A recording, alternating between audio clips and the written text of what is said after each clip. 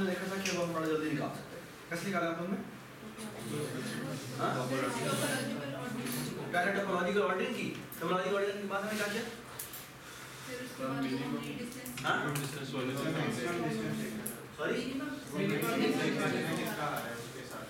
Right, हमने essentially क्या किया कि हमने इसका डिस्टेंस 0 कर दिया, डिस्टेंस इन्फिनिटी कर दिया, और फिर हमने actually because we know it's a DAG, it means all the edges will go in the forward direction.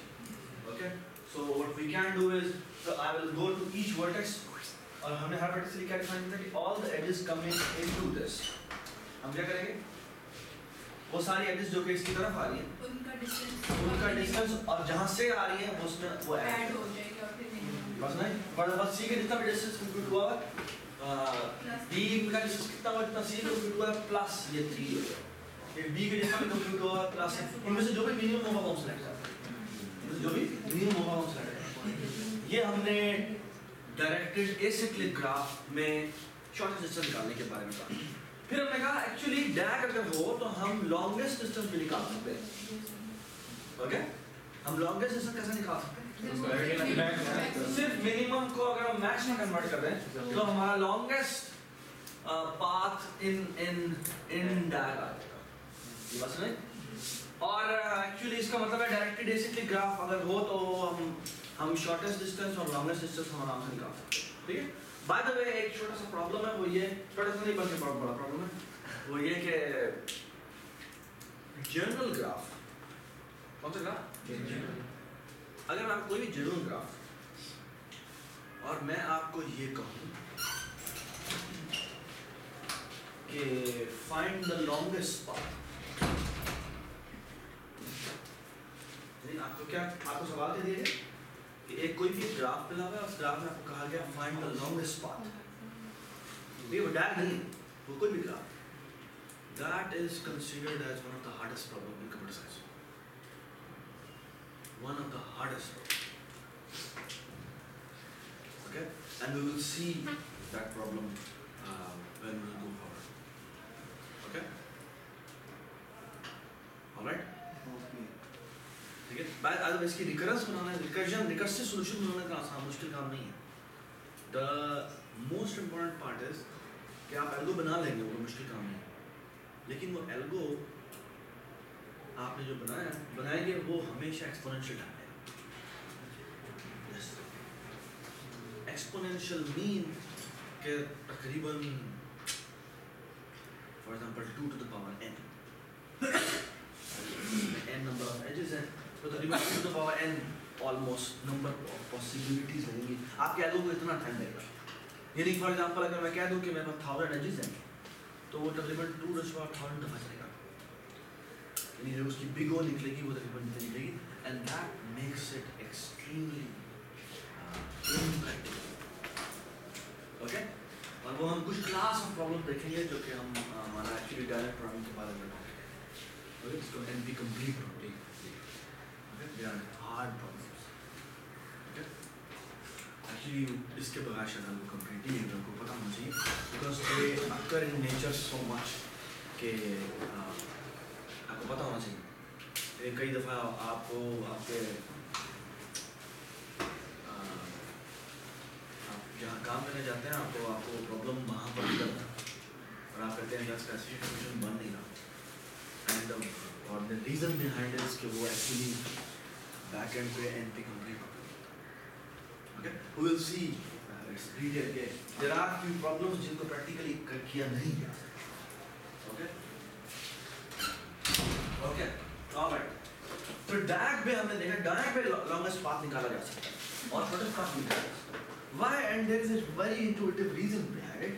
Because all the edges are going in the forward direction. ठीक है, हम एक के थ्रू सारे अपडेट करते हैं, फिर दूसरे के थ्रू सारे अपडेट करते हैं और हम इस तरह से शॉर्ट पाथ भी निकाल सकते हैं, लॉन्ग पाथ भी निकाल सकते हैं.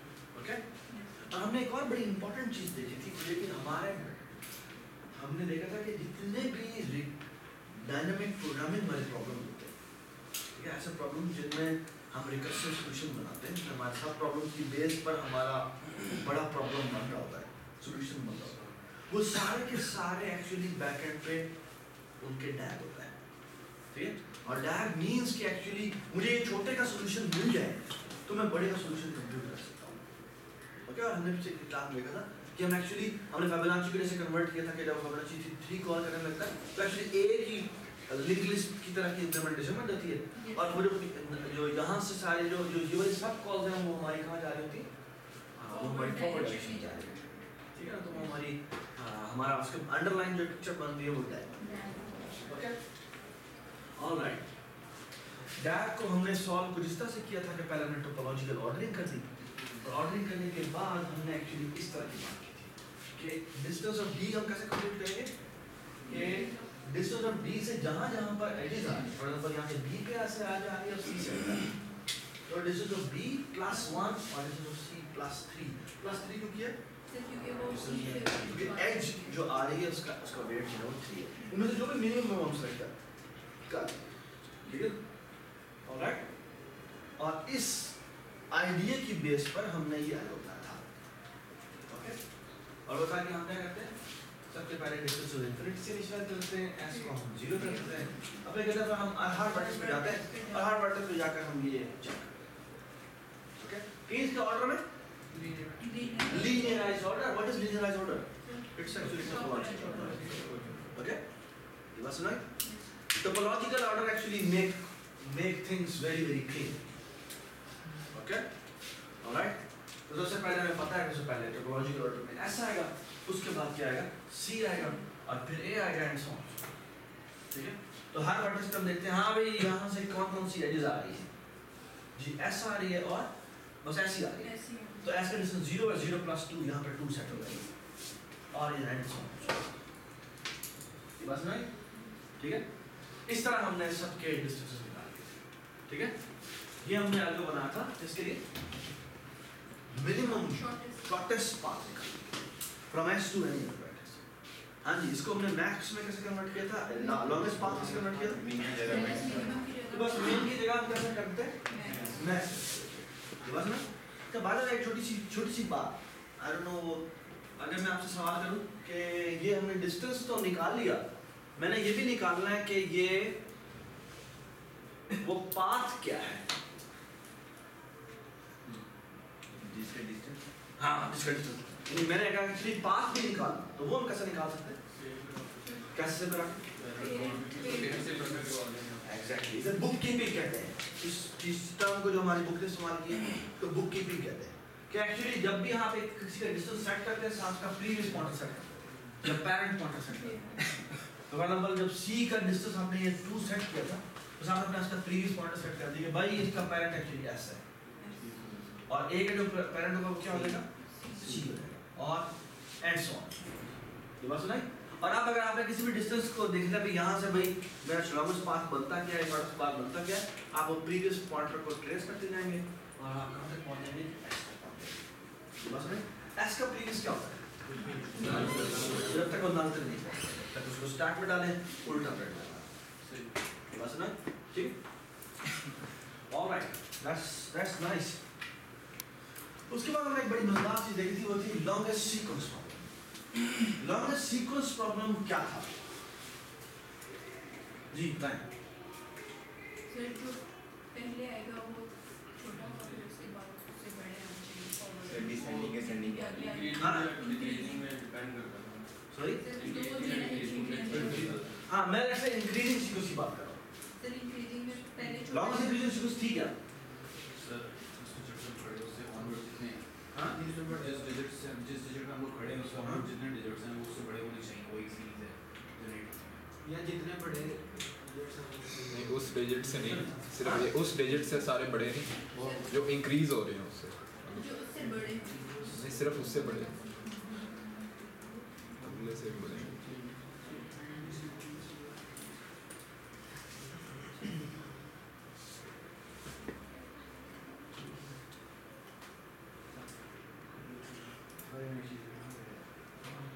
जी आप डिस्कस करें प्लीज। उससे नेक्स्ट ट्रांजैक्टिव सीक्वेंस इंक्रीज हाँ? बढ़ी दोबारा प्लीज सर। उससे नेक्स्ट ट्रांजैक्टिव सीक्वेंस जो बढ़ी हो इंक्रीजिंग हमने लॉन्ग अहमद तुम बताओ क्या था लॉन्गेस्ट इंक्रीजिंग सीक्वेंस क्या चीज थी? सर जो एक ऐसी एक ऐसा सीक्वेंस जो इंक्रीजिंग ऑर्डर में आगे जा रहा हो, इंक्रीजिंग ऑर्डर में आगे जा रहा हूं। बेशक साथ साथ actually it's a set of, it's a subset of indexes, जिसमें इंडेक्सेस जो होंगे वो ऑफ कोर्स इंक्रीज हो रहे होंगे और इंडेक्सेस के साथ साथ जो वैल्यूज हैं वो भी इंक्रीज होंगे और इंडेक्सेस आर एक्चुअली सबसेट्स, ये बात है स्ट्रिक्टली ठीक है। So essentially we are looking forward for some I1, I2, I3, I4 up to Ik, ठीक है, such that AI1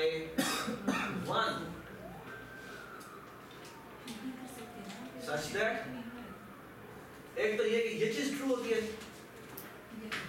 ठीक है, और साथ में क्या चीज होती है, नंबर भी ये जो वैल्यू एट AI1 है वो क्या होना चाहिए, वो लेस देन होनी चाहिए AI2 के और इस तरह से लेस देन होनी चाहिए AI3 के, लेस देन आगे इस तरह चलते चलते लेस देन AI सर अगर हम इसको ये वैल्यू मिल गई हम इसको सॉर्ट कर वो हमें सॉर्ट करेंगे तो ऑर्डर खराब है, हम ऑर्डर खराब लेकिन हम फिर इजीली बता नहीं, फिर तो सारे के सारे हो जाएंगे, सॉर्ट करने के बाद तो सारे के सारे हो जाएंगे, वो तो फिर सारा है ना, तो मैंने सॉर्टिंग नहीं करी, हां मैंने सॉर्टिंग नहीं करी, ये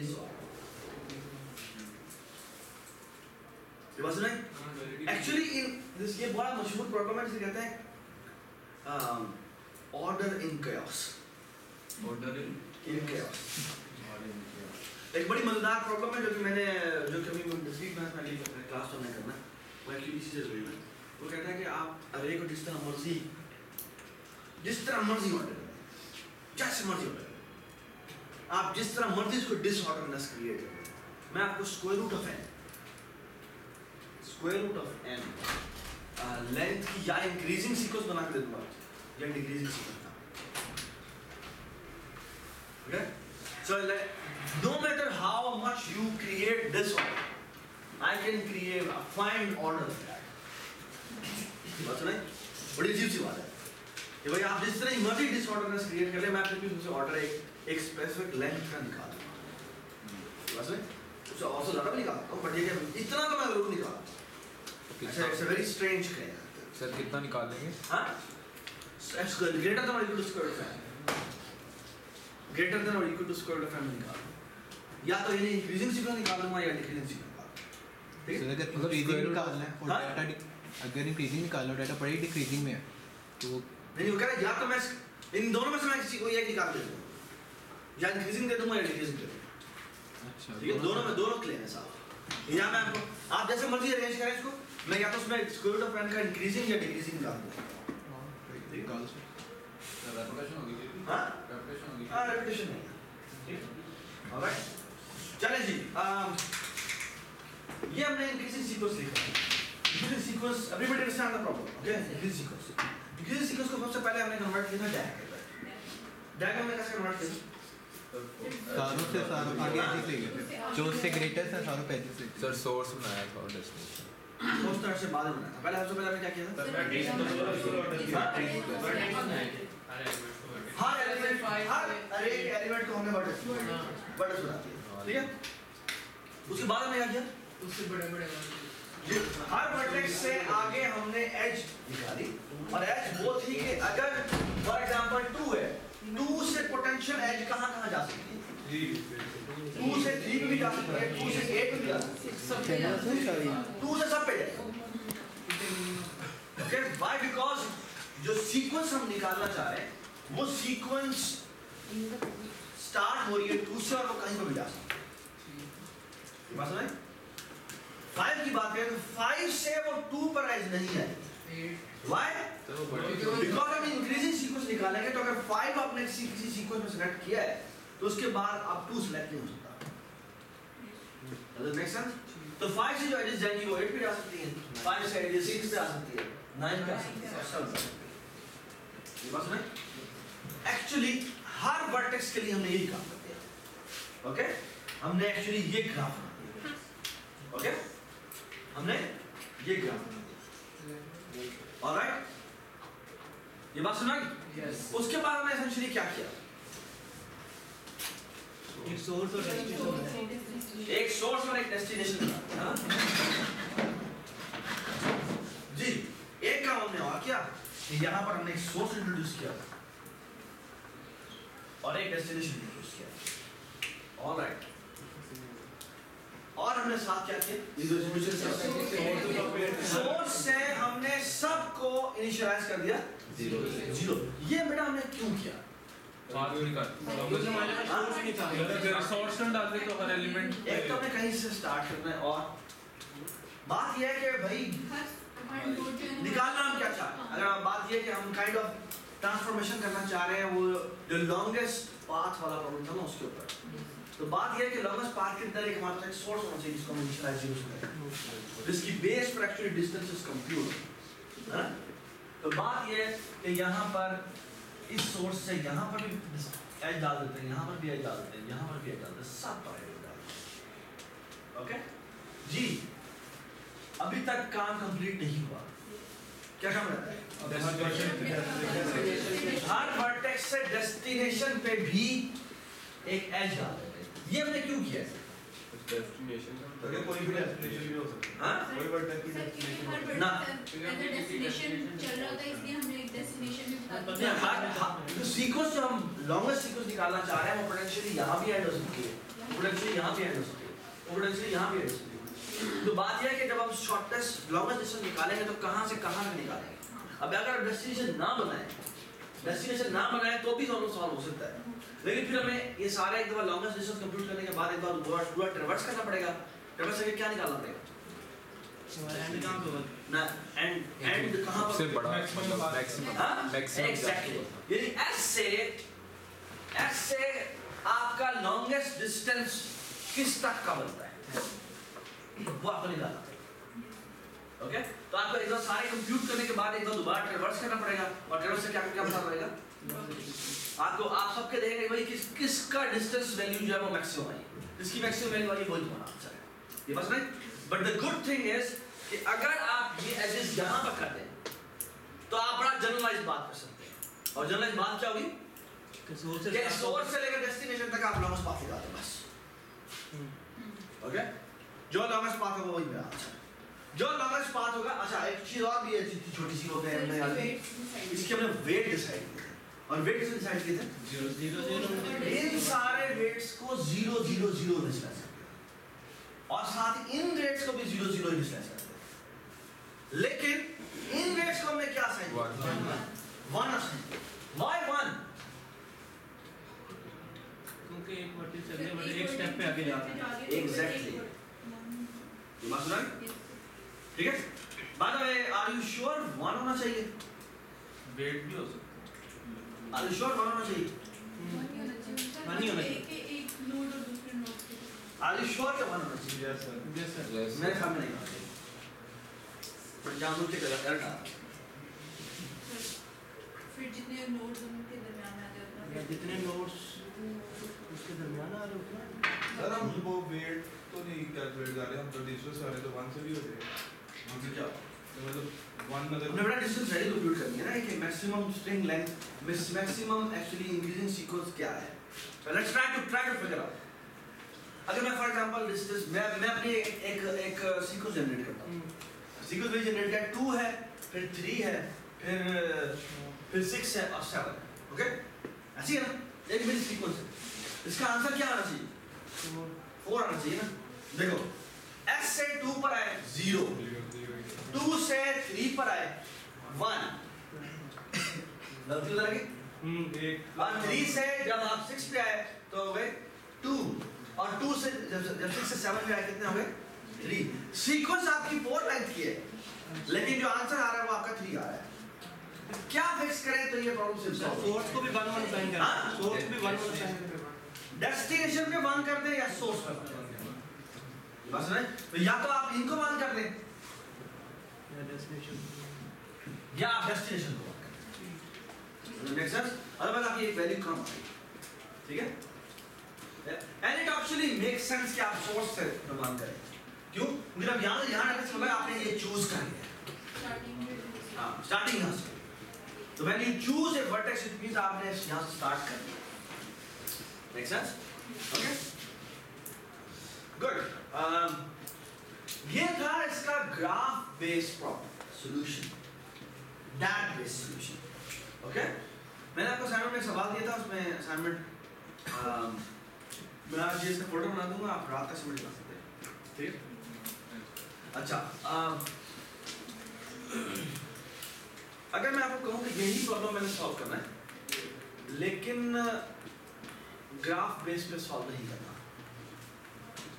ओके, ग्राफ बेस पे सॉल्व नहीं करना, okay, give me the recursive solution right now, okay, सवाल समझ आया?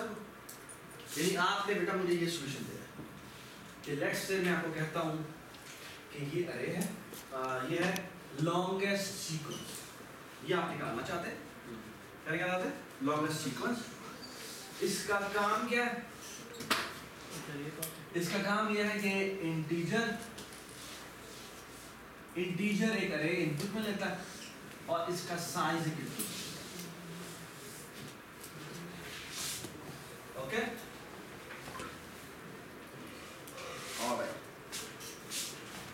और हम क्या एक्सपेक्ट कर रहे हैं? लेट्स से कि ये जो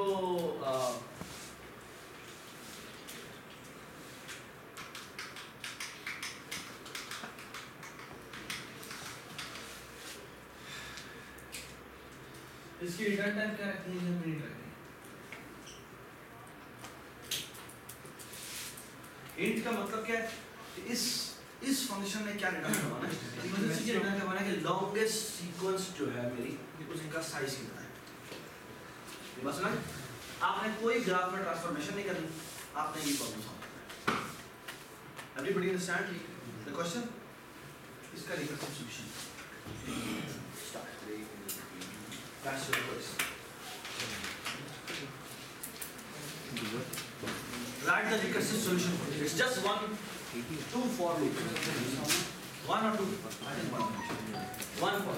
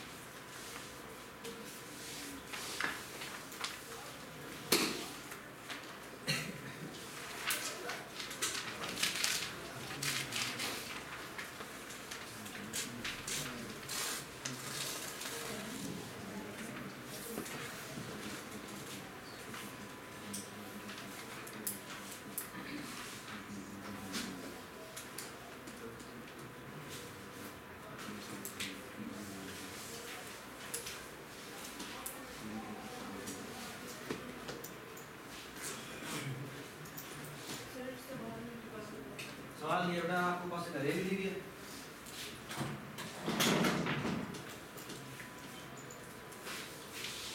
आपको ये इनपुट में मिला, ये 1 2 3 4 5 6 7 8, तो 8 अरे की अरे क्लास की आपको, और आपको एक साइज का एट्रीब्यूट पास हुआ है। आपने बताना है कि इसमें लॉन्गेस्ट सीक्वेंस का साइज कितना है, सिर्फ साइज कितना है, राइट द रिकर्सिव सॉल्यूशन, ठीक है। So the thing is,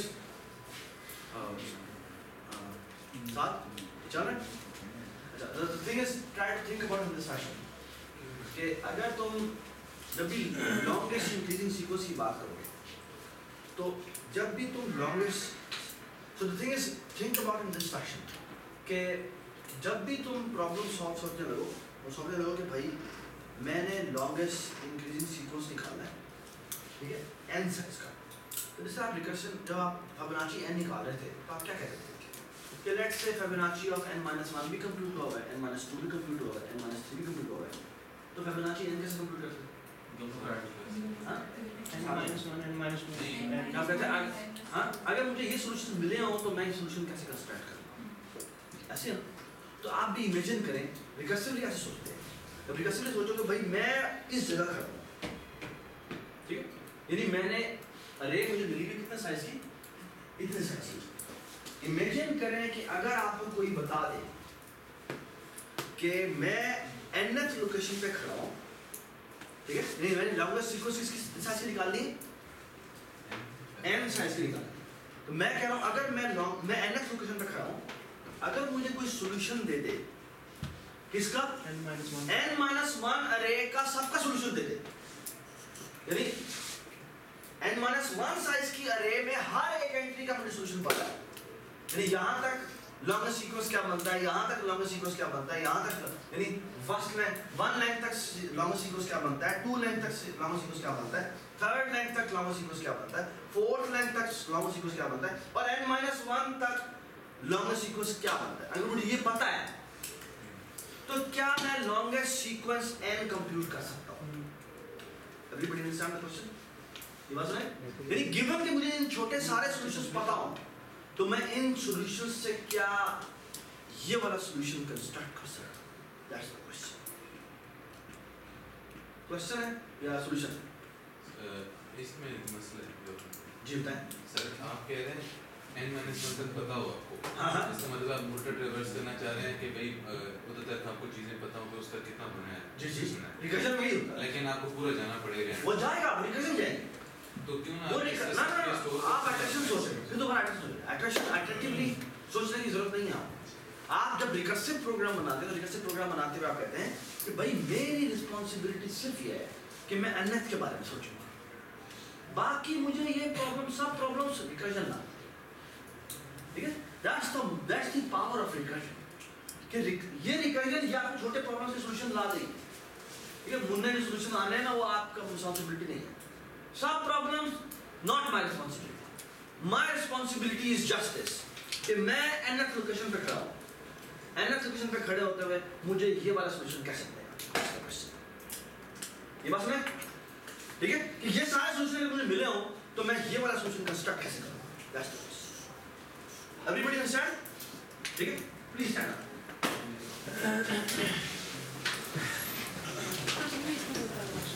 please stand up और आप ये एक रोल लेना शुरू करें। इसको मैं